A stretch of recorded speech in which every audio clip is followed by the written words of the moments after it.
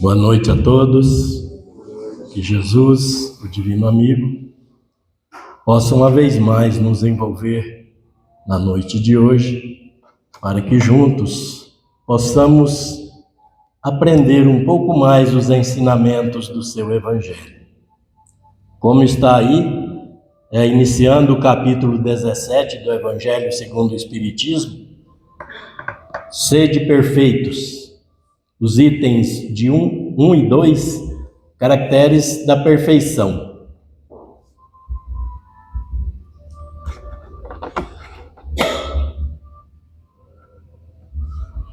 Amai os vossos inimigos, fazei o bem aos que vos odeiam e orai pelos que vos perseguem e caluniam. Porque se somente amardes os que vos amam, que recompensa tereis disso? Não fazem assim também os publicanos? Se unicamente saudardes os vossos amigos, os vossos irmãos, que fazeis com isso mais do que os outros? Não fazem o mesmo os pagãos? Sede, pois, vós outros perfeitos, como perfeito é o vosso Pai Celestial. Está no Evangelho de Mateus, capítulo 5, versículos 44, 46 a 48. Mas o que Jesus quis dizer com isso para nós? Sede perfeitos. Porque perfeito só Deus o é, né? Que Ele é o único, o Criador. Nós somos co-participantes para a formação, para a evolução do mundo e a nossa própria evolução. Mas então, como é que Jesus pede para nós sermos perfeitos? Porque Deus nos criou todos, indistintamente, as suas criaturas, toda a sua criação, Ele nos criou simples e ignorantes, porém perfectíveis. Jesus quis dizer com isso aqui, porque senão Ele daria uma tarefa para nós e ao atingirmos essa tarefa, alcançaríamos o nosso objetivo e a partir daí, o que iria acontecer conosco? Então Ele diz para nós, sede perfeitos como o vosso Pai o é.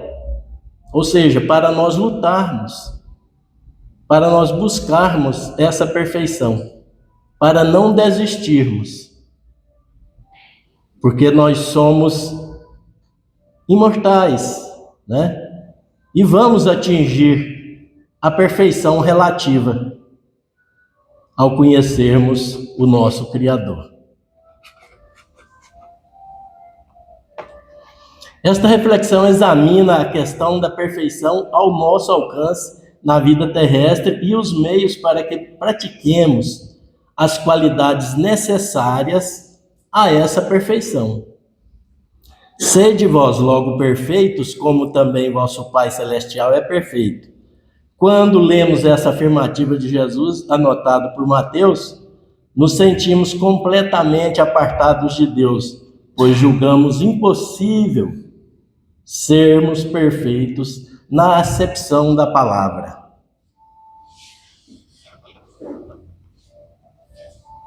É impossível atingirmos a perfeição de Deus? Mas existe a perfeição relativa, aquela que nós vamos atingir dos espíritos superiores, os espíritos puros, lá na escala, né, que Allan Kardec coloca para nós, existem essa escala aí dos espíritos, os perfeitos e os puros.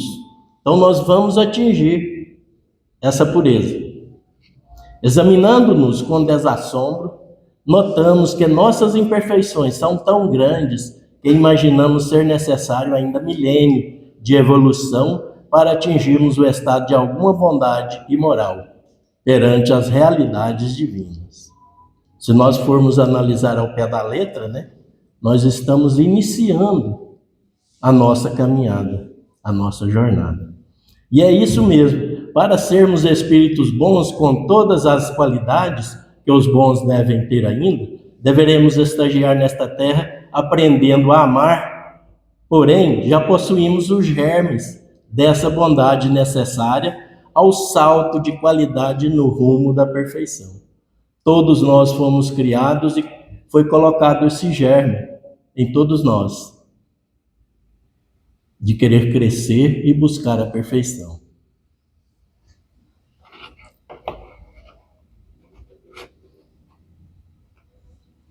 Naturalmente que quando Jesus diz, sede perfeitos como vosso Pai, não espera que nos igualemos às qualidades a Deus, mas que o imitemos em seu amor, sua misericórdia, sua justiça, como criaturas criadas por Ele, e que já possuem no coração os germes dessas virtudes a serem desenvolvidos pela prática do bem. A busca da perfeição implica em amarmos, inclusive aos nossos inimigos, aos que nos odeiam, aos que nos perseguem e caluniam. Isso porque a perfeição só é atingida quando o nosso coração se vê despojado de toda e qualquer mácula, ódio ou ressentimento para com o semelhante. Nós já sabemos perdoar? Nós somos aqueles assim, né? Eu perdoo, mas aí vem um mais, né? Então nós ainda não sabemos perdoar. Nós sabemos amar? O amor egoísta, né? Eu amo, mas se fizer isso... Portanto, a recomendação de Jesus, sede perfeitos, como perfeito é o vosso Pai Celestial, é como um modelo que deve ser entendido no sentido da perfeição relativa, a de que a humanidade é capaz, aquela que mais a aproxima da divindade. Como eu disse anteriormente, né? Nós precisamos buscar essa perfeição, nós precisamos lutar, fazer a nossa parte. Em que consiste essa perfeição? Jesus o diz: em amarmos os nossos inimigos, em fazermos o bem aos que nos odeiam, em orarmos pelos que nos perseguem. Em essência, a perfeição é a caridade na sua mais ampla acepção, porque implica a prática de todas as outras virtudes. Aí vem aquela questão de Paulo lá, né, quando Paulo fala que se ele faz isso e faz aquilo, se ele não tiver caridade, ele nada é. Então, se eu faço isso ou aquilo, mas se eu não tiver caridade, eu nada sou. Se observarmos a prática de todos os vícios, e mesmo dos simples defeitos, ver-se-á que nenhum deixa de alterar o sentimento da caridade, a benevolência, a indulgência, a abnegação e o devotamento. A indulgência, porque são filhos do egoísmo e do orgulho, e acabam por comprometê-lo. Ou seja, o orgulho e o egoísmo comprometem a caridade, né? Por que nós não somos caridosos?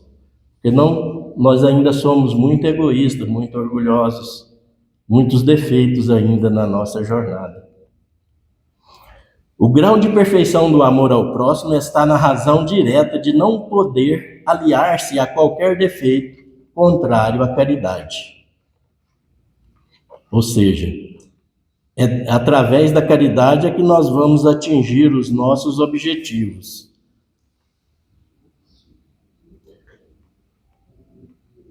Fraternidade é o roteiro, né, da convivência social. Vivenciar relacionamentos é buscar a vitória sobre o egoísmo. Viver é para todos. Conviver é para poucos. E conviver bem é para quantos se disponham a iniciar uma nova jornada ante a nossa condição de cidadãos do universo. Viver é para todos. Conviver, aí já muda, né? Como diz o Haroldo Dutra Dias, o casamento é uma fornalha, é uma labareda, né? Então, devemos aprender a conviver. Cada pessoa que passa pela nossa vida, ainda que superficial e circunstancialmente, é portadora de uma mensagem para nós, pois não existem relações casuais. A boa convivência é necessária para a qualidade de vida. Quem a experimenta sorri mais, tem melhor resposta física, evita o cansaço dos aborrecimentos, conquista melhor nível de sono, vence facilmente a rotina, imuniza-se contra o tédio, amplia sua criatividade e vive na atmosfera da paz. Isso é para aqueles, né, para nós aprendermos a conviver, para buscarmos tudo isso aí na nossa vida, na nossa caminhada.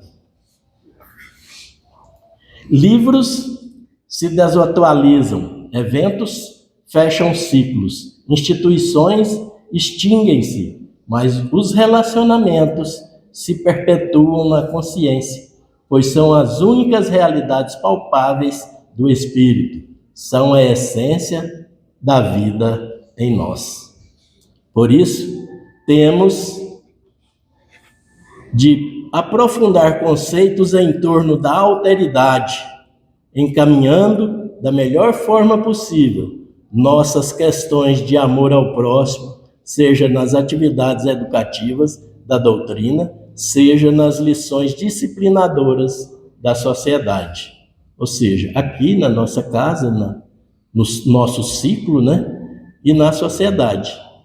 Quando você se relaciona com outras pessoas ou grupos, é preciso conhecer a diferença, compreender a diferença e aprender com a diferença. O indivíduo, respeitando o indivíduo como ser humano psicossocial. Esse tema está naquele livro, Defeitos Não São Diferenças. Acho que é mais ou menos isso aí, o título dele. Vamos conceber essa alteridade sem rigor técnico, como a singularidade que pertence a cada criatura. Naturalmente, o conjunto das singularidades humanas estabelece a individualidade, a diversidade, e esta, por sua vez, nos solicita perante o Criador uma ética que reflita os princípios da harmonia e da evolução.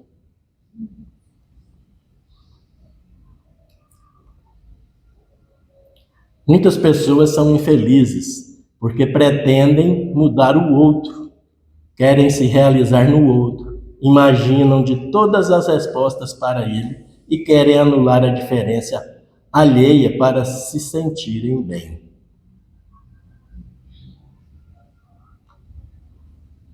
Através do velho hábito da intromissão, vivemos encontrando deficiências no próximo e alimentamos a ilusória pretensão de que, modificando-o em certos pontos, ele seria mais feliz.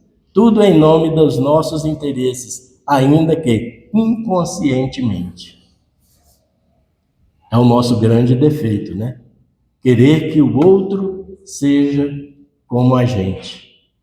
Querer que o outro faça como nós fazemos.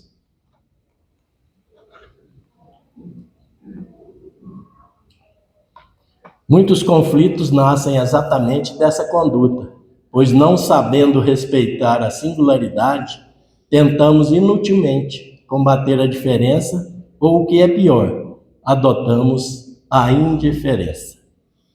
Somos donos disso, né? Você tenta modificar, a pessoa não faz, você fica indiferente, você afasta, muda. O nosso inimigo ou adversário é colocado por Deus ao nosso lado para que sejamos observados por alguém que não nos ama. Esta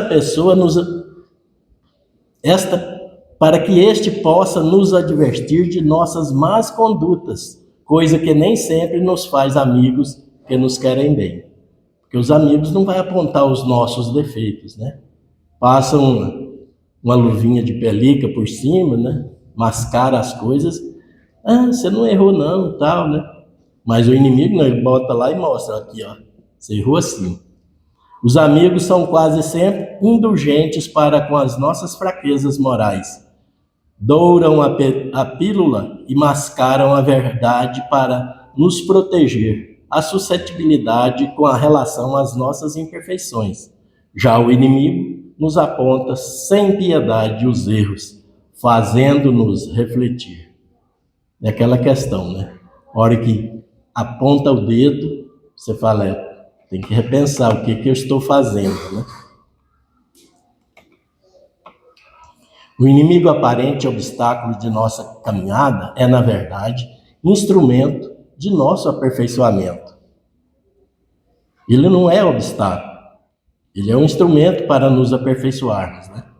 Amarmos uns aos outros, inclusive os adversários, é dever do Espírito na terra, pois só ampliaremos nosso grau evolutivo através do amor. Porque se vós não amais senão os que vos amam, que recompensas haveis de ter? Não é o que Jesus disse? Os criminosos e malfeitores também amam aqueles que lhes são caros. Nosso dever é ir além disso. Não sermos iguais, né? Fazer a nossa parte. A perfeição que Deus espera de nós, recomendada por Jesus, consiste na prática do mandamento: amarmos os nossos inimigos, fazer o bem aos que nos odeiam e orarmos pelos que nos perseguem. A essência da perfeição é a caridade, porque ela implica na prática de todas as outras virtudes. Mas será que nós, pelo menos, fazemos isso? Orar pelos inimigos, pelos que nos perseguem e que nos odeiam, né? Se não, precisamos iniciar. Um dia todos seremos perfeitos, pois temos, como foi dito, os germes de todas as virtudes que nos cabem desenvolver através da prática constante do bem. Pensemos urgente na construção da conduta de interação social e de interdependência, porque isolados nós não vamos crescer, nós vamos nos tornar pessoas mais brutas, por assim dizer. É por isso que foi criada a sociedade, para que possamos interagir uns com os outros e podermos evoluir. Prezemos e honremos as diferenças com a fraternidade, pois esse é o roteiro saudável proposto por Jesus em sua sábia interrogação. Porque se só amardes os que vos amam, qual será a vossa recompensa?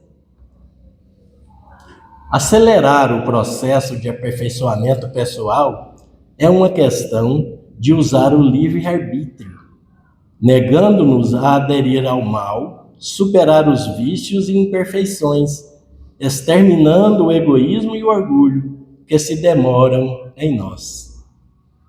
É só através da nossa força de vontade, do nosso livre-arbítrio, né?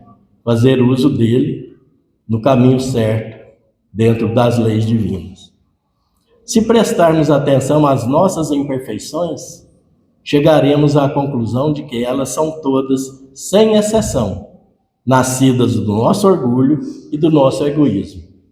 Então, centrar nossos esforços na erradicação dessas más tendências milenares de nosso espírito é dar passo largo na direção do progresso. Essas imperfeições caminham conosco, né? Desde que nós nos transformamos e passamos a ter a razão, a pensarmos, né? A melhor maneira de erradicar o orgulho e o egoísmo não é combatendo a eles frontalmente. Quanto mais cuidamos deles, mais eles aumentam. O segredo está em desenvolvermos as virtudes que lhes fazem oposição, ou seja, a humildade e a caridade. Humildade é a virtude que erradica sem piedade o orgulho de nossas vidas. Para desenvolver a humildade, temos muitos métodos. O Espiritismo usa o autoconhecimento, que nos traz a consciência de que não somos maiores nem melhores que ninguém, e por isso facilita o surgimento de atitudes humildes, que vamos incorporando ao nosso cotidiano, ao nosso nivelamento, a nos nivelarmos a todos os demais seres. Através desse autoconhecimento, que nós vamos nos conhecendo, porque o conhecimento não vem de fora para dentro, ele tem que sair de dentro para fora, para nos aperfeiçoarmos. Aí vem na questão 919 do Livro dos Espíritos, qual o meio prático mais eficaz que tem o homem de se melhorar nesta vida e de resistir à atração do mal? Os Espíritos respondem: um sábio da antiguidade vos disse: conhece-te a ti mesmo. Então é conhecendo a nós mesmos é que nós vamos nos aperfeiçoando.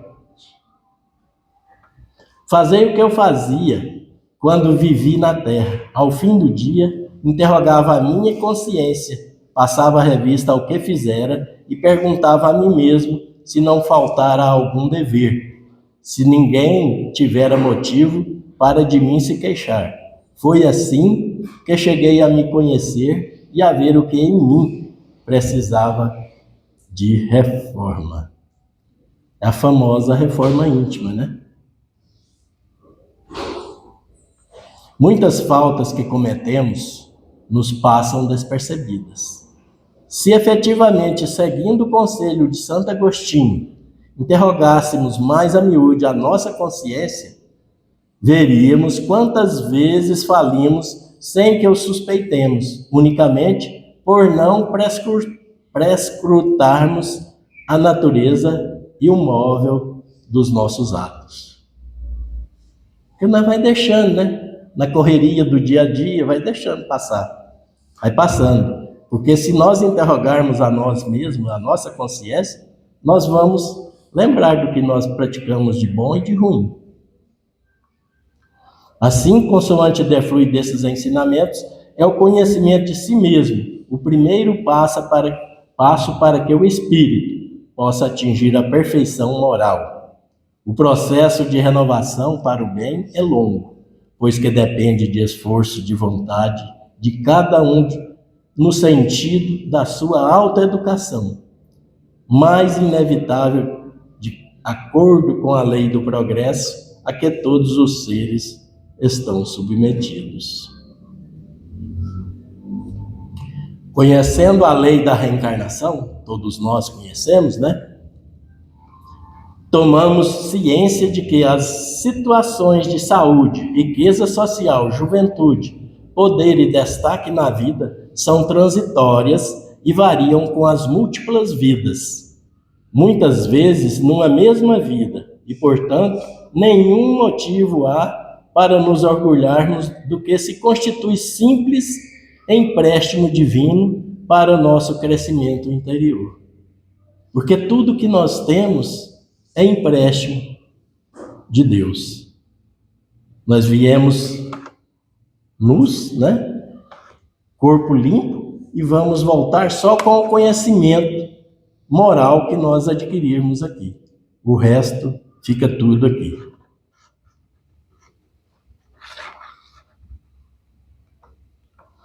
Hoje, senhores, amanhã escravos. Hoje saudáveis, amanhã doentes. Hoje amantes, amanhã carentes. Hoje ricos, amanhã pobres. Tudo é instrumento de aprendizado a serviço da evolução. Ter orgulho de que todas as bênçãos que você e eu registramos em nossas vidas são fruto da misericórdia de Deus, que nos premia conforme o uso sábio que fizermos delas.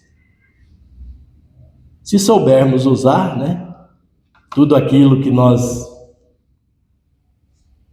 recebemos da divindade, só que nós não sabemos fazer uso, né? Bom uso. Fazemos por partes e por isso nos atrasamos na caminhada. Qual o obstáculo à perfeição, né? Na questão 895, o apego às coisas materiais constitui sinal notório de inferioridade, porque quanto mais se aferrar aos bens deste mundo, tanto menos compreende o homem o seu destino. Todos nós sabemos, né, que o apego aos bens materiais faz com que nós nos atrasamos na nossa caminhada. Dentre os vícios, qual o que se pode considerar radical? Temo-lo dito muitas vezes, o egoísmo. Daí deriva todo o mal. Estudai os vícios e vereis que no fundo de todos há egoísmo. Leon Denis, no livro Problema do Ser, do Destino e da Dor, fala: Victor Hugo escrevia no post-scriptum da minha vida, né? É dentro de nós que devemos olhar o exterior. Dentro de nós que devemos olhar o exterior. Inclinando-nos sobre este poço, o nosso espírito, avistamos a uma distância de abismo, em estreito círculo, o mundo imenso. Quer dizer, se olharmos dentro desse poço, que é o nosso espírito, né, nós vamos avistar a distância de abismo num círculo tão pequeno e num mundo tão grande em que nós vivemos.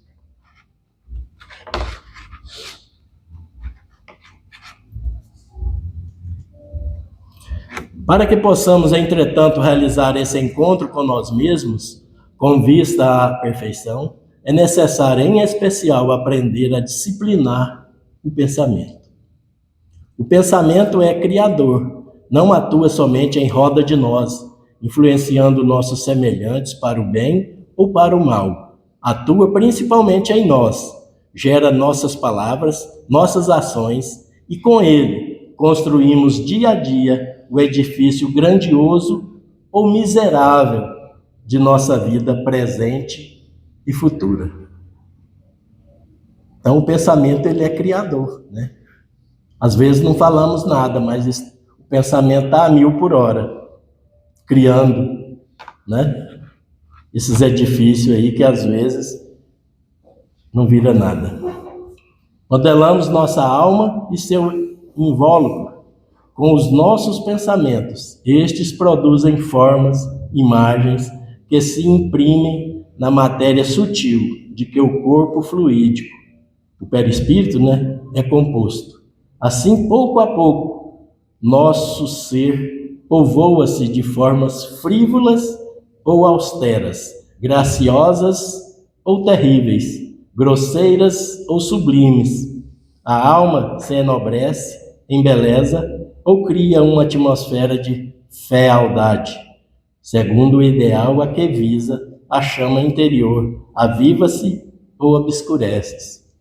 Então é através dos nossos pensamentos, dos nossos atos, é que nós vamos ter as nossas criações, né, no nosso dia a dia. Assim, não há progresso possível sem observação atenta de nós mesmos. É necessário vigiar todos os nossos atos impulsivos para chegarmos a saber em que sentido devemos dirigir nossos esforços para nos aperfeiçoarmos. Não há progresso sem observação atenta, né, de nós mesmos. Por quê? Para nós nos corrigirmos.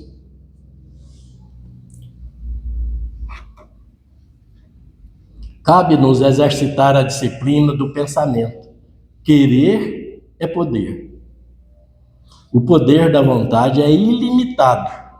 O homem consciente de si mesmo, de seus recursos latentes, sente crescer em suas forças na razão dos esforços. Sabe que tudo que de bem e bom desejar, há de mais cedo ou mais tarde realizar-se inevitavelmente, ou na atualidade, ou na série das suas existências. quando seu pensamento se puser de acordo com a lei divina. E é nisso que se verifica a palavra celeste. A fé transporta montanhas.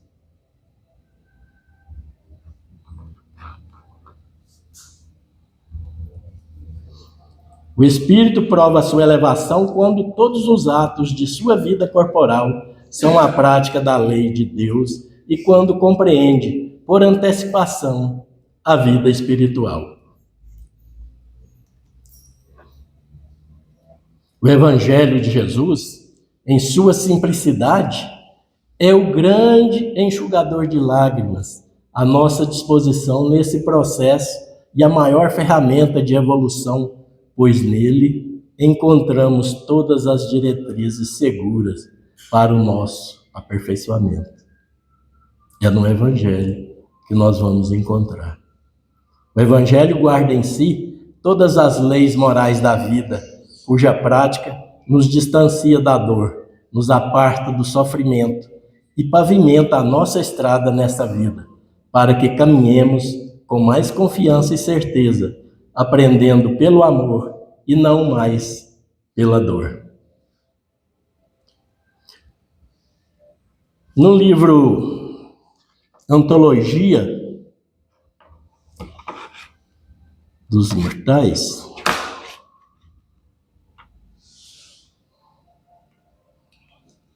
tem um poema que é a seguinte fala, Jornada que chama.